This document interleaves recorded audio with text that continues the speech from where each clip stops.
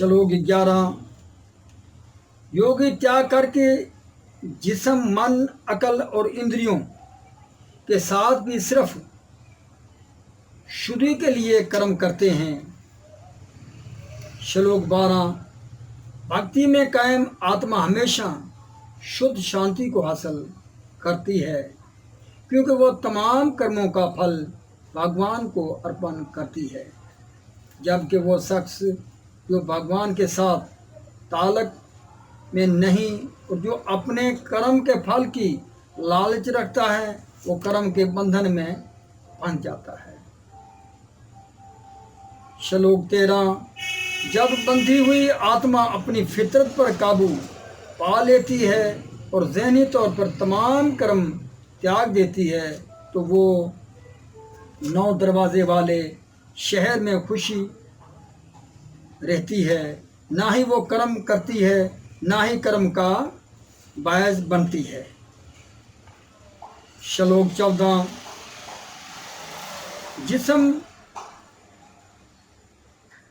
रूप शहर की मालक पाबंद जीव आत्मा ना तो कर्मों को पैदा करती है, ना लोगों को कर्म के लिए आमादा करती है, ना ही कर्म के फल को बनाती है।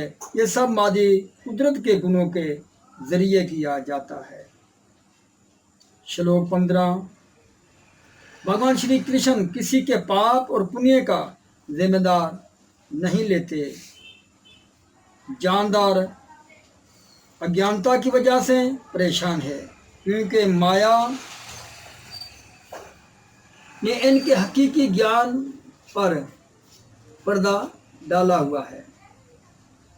श्लोक 16।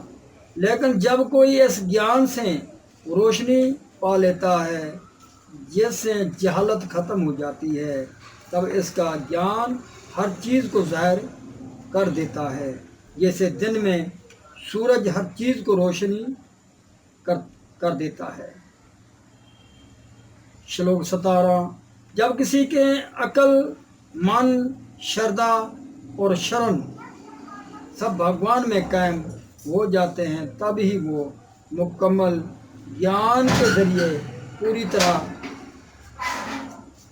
शकूक से आज़ाद हो जाता है और इस तरह वो मुक्ति के रास्ते पर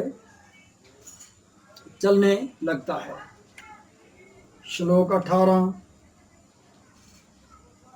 वे निम्र की योगी सच्चे ज्ञान की बदौलत विद्वान और ब्राह्मण, गाय, हाथी, कुत्ते और चंडाल को भी एक ही नज़र से देखता है।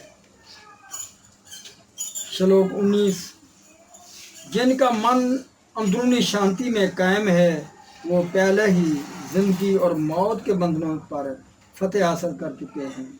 वो ब्राह्मण की तरह बेऐब हैं और इसलिए वो पहले ही से रूहानियत में कायम है।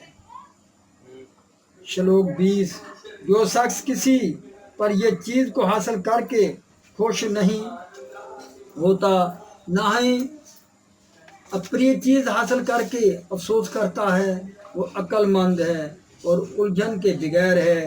जो भगवान की साइंस को जानता है, वो पहले ही रूहानियत में कायम है।